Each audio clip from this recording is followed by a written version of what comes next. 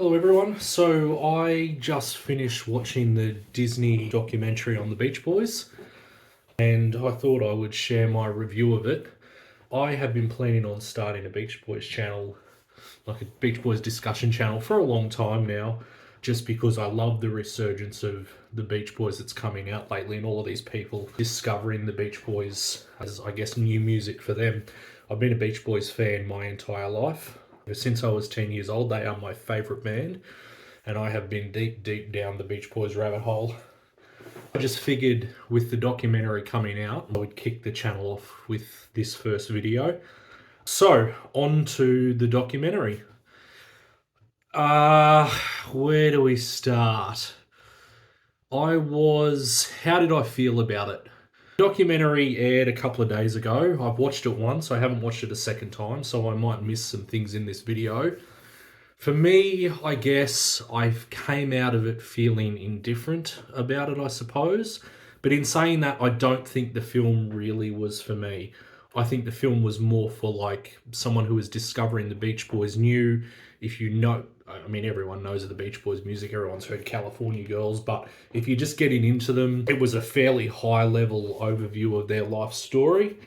There were some things that I liked in the documentary, some things that I didn't like or were indifferent to, some things that really made me angry. I didn't want my first video on this channel to be like a hate video or anything like that, but I guess as a Beach Boys fan, I kind of I don't know. So the documentary covers the Beach Boys, I would say, in kind of three stanzas. It focuses very heavily on the 60s leading up to the Pet Sounds era.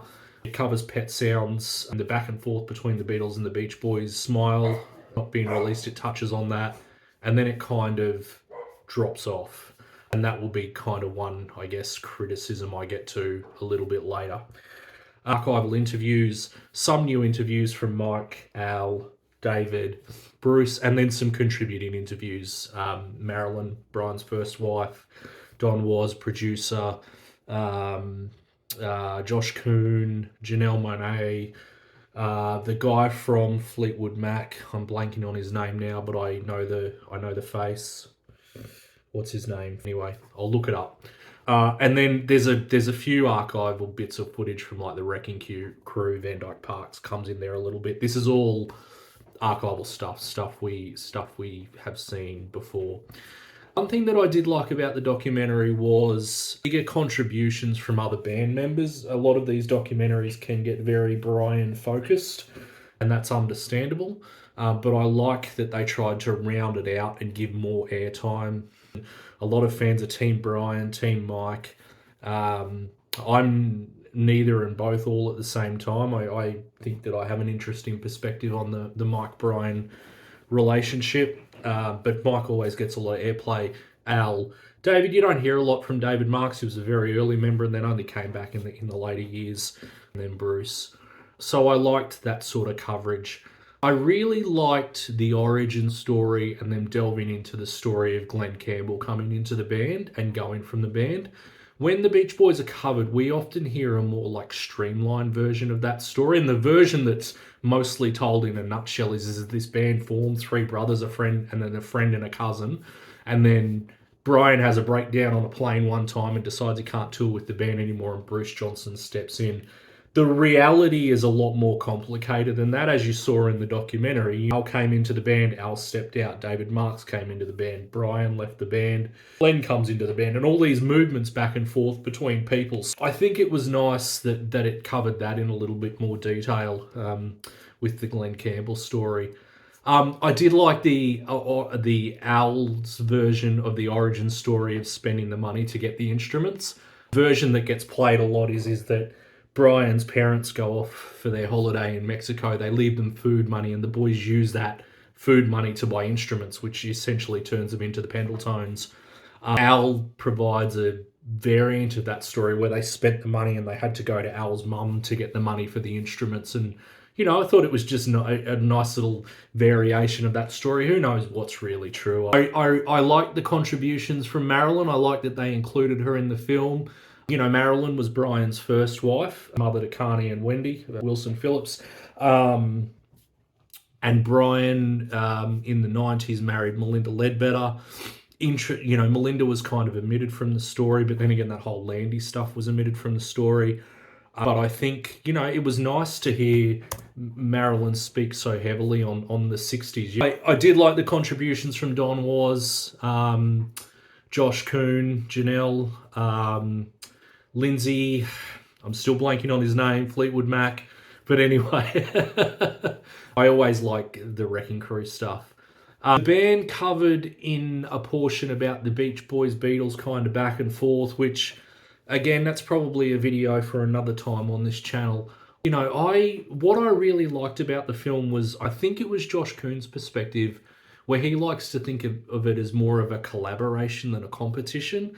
A lot gets said about this competition and this rivalry between the bands where they were trying to one-up each other. And creatively, they probably were, but they didn't hate each other or anything. They used to hang out a lot, as Mike will tell us all of the time. He and the Beatles went off for a meditation retreat with Maharishi, but it wasn't like a rivalry like the media plays it out to be, where they fought all the time or anything like that. It's just, as they said, one band was inspiring the other band to make great music. So we get Rubber Soul, then we get Pet Sounds, then we get Sgt. Pepper's. I just like that. I like that perspective on it. I have some opinions about the Beatles and the Beach Boys. A lot of people are so desperate to be Team Beatles or Team Beach Boys. I love them both. I love the Beach Boys more. They are my favourite band of all time. But I certainly don't hate the Beatles. All of the footage was everything that if you're a Beach Boys fanatic and you've been down the rabbit hole of chasing every piece of Beach Boys content you could for me the better part of 35 years, you've seen all of that stuff before. But it's nice to see that stuff. I get like most Beach Boys fans, consumed with the experimental music, and you forget to go back to listen to that Tammy Show stuff. And it's always nice to hear Our Hearts Were Full of Spring.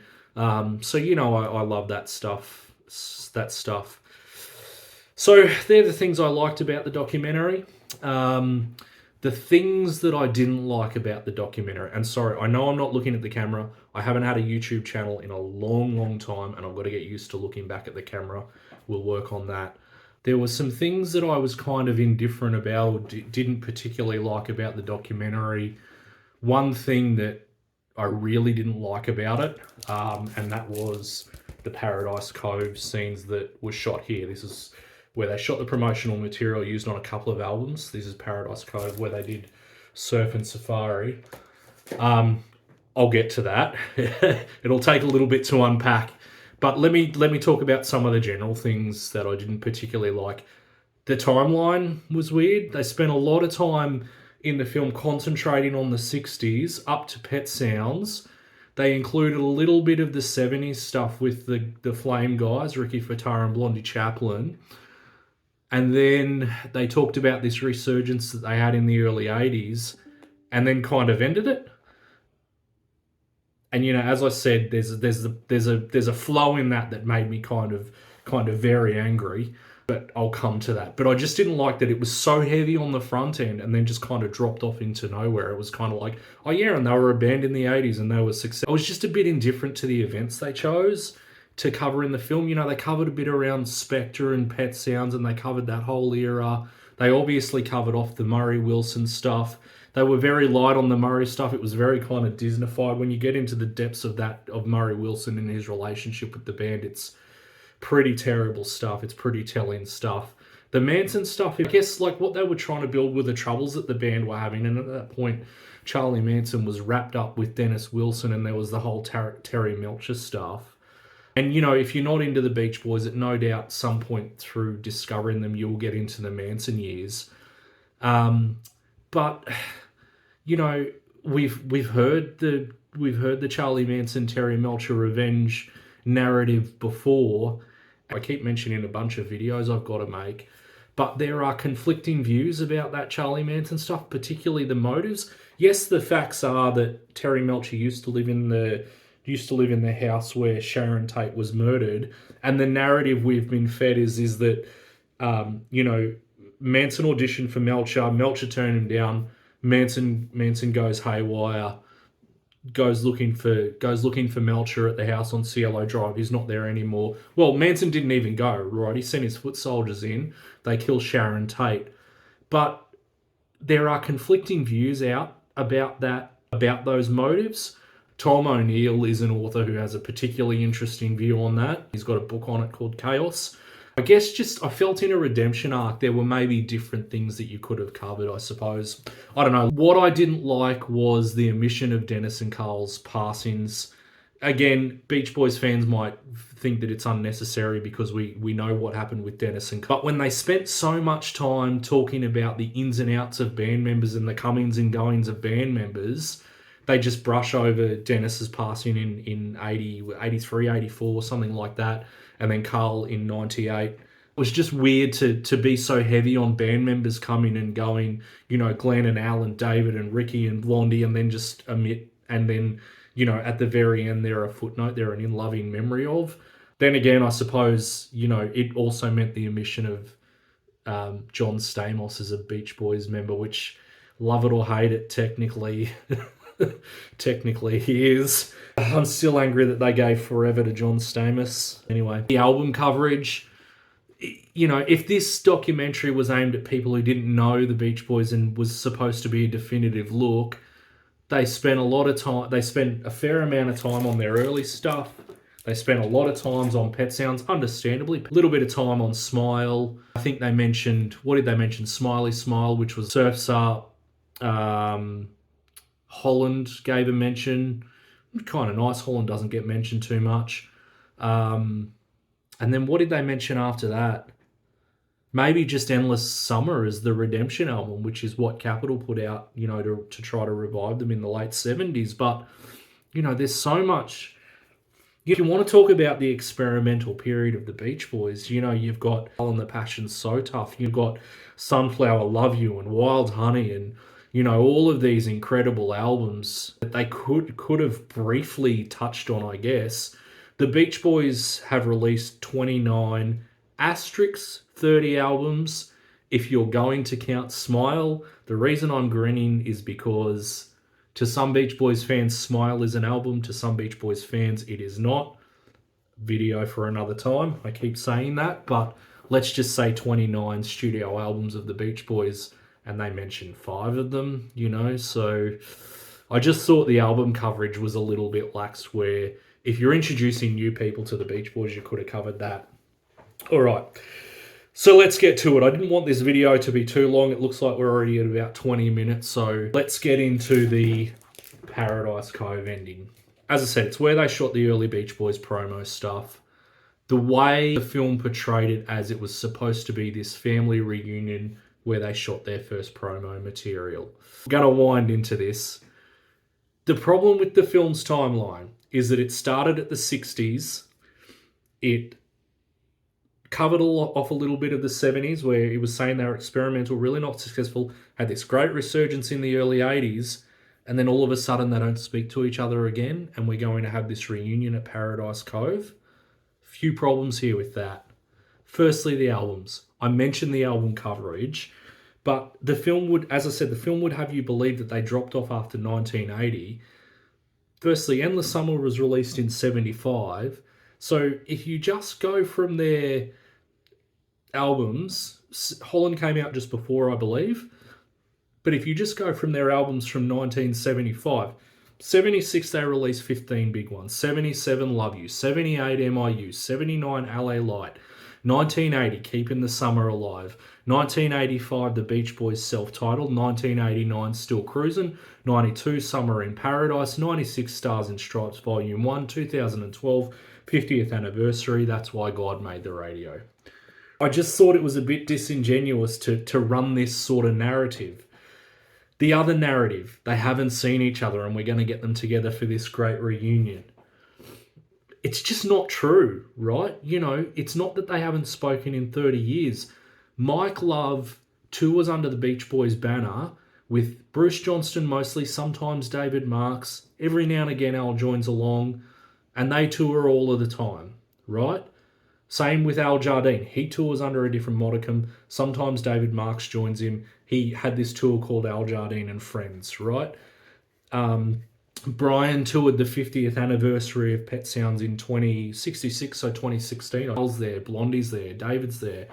You know, the Beach Boys got together in 2012 for their 50th anniversary tour, where Brian and Mike got together and the surviving members of the band got together. And by all reports, there wasn't a whole lot of bad blood between them. And in fact, from the reports coming out of it, they talked about wanting to tour a little bit more, but their dates just didn't line up. So this whole narrative that the band members haven't seen each other in 30 years is just not true, right? But the other thing that I didn't like, they messed with the timeline right at the end of the film.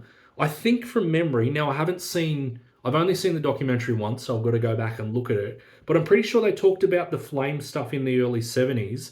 Then they talk about Murray selling the catalogue of the Beach Boys and the legal battles that ensued, and then this rift between the band, which eventually broke them up, and then they get to the Mike Love scene.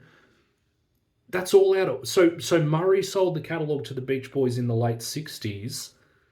The Flame guys, Ricky Fataar and Blondie Chaplin, didn't come into the band until 71 or 72, and the legal battles kind of happened the whole time. So, it was just a little bit annoying, but it's the reason they did it, and it's the reason they played with the timeline was for this payoff at the end. As I said, they 60s Pet Sounds, and then they cut off at the 80s, and they cover all of this band breaking up stuff, and they cut to this shot of Mike getting teary, talking about, if I could see them again, I'd tell them I love them. And then, it gives this false impression that they're now getting together for this reunion on the beach.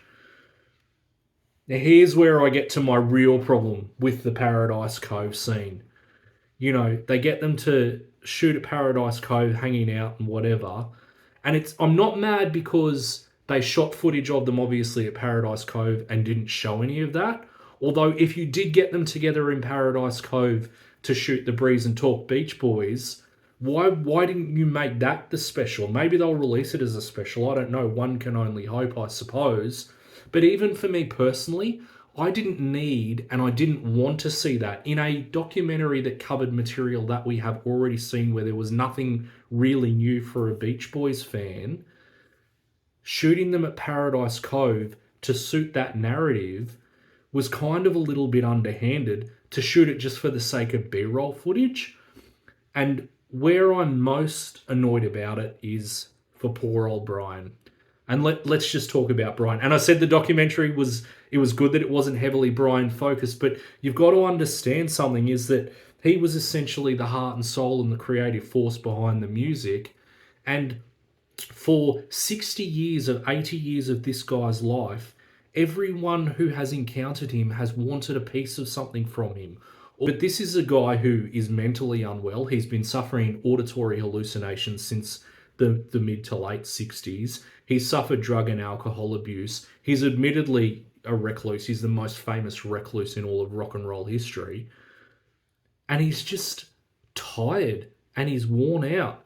And I just wonder, why do it to him? At 81 years of age, when he is frail and he is unwell, why drag him in? My overall empathy for this guy in this later stage of his life, it says to me, just leave him alone. Here's the other thing surrounding the events of Brian's life more recently. His wife, Melinda, who he was married to for 30 years, passed away earlier this year. Now, I don't know when this was shot. I assume it was shot, last year or the year before, probably before that. But, his wife has recently passed away. He's also recently gone under another conservatorship, not as nefarious as the Lander years, but he's under another conservatorship because he's suffering dementia and he's not able to take care of his affairs anymore. You saw him for a brief 30 seconds at the start of the clip where they sat him down and they got one or two sentences out of him, but he's just tired and he's worn out, and I don't know. I just want them to leave the poor guy alone. I think it was really poor to do this to this guy, and to all of them, I suppose. after this long history, when you allude to this timeline, and this is, Disney are calling this the comprehensive and definitive Beach Boys story. It really upsets me, this narrative that they played about these guys never speaking again, and the wonderful filmmakers got them together to have a reunion. Let's play the counter side of that argument very quickly. Even if you say, okay, it's great that they got them together, wasn't it at least nice, even if it was for 30 seconds of silent B-roll footage, over the redemption story at the end of this credits, let's just say it was nice to get them all back together. Well, to that I say, let them get together behind closed doors. Why not? Again, in a documentary that didn't add anything new to the story, why did we need to do that? If it was nice for them to be together, just let them get together of their own accord if they want to.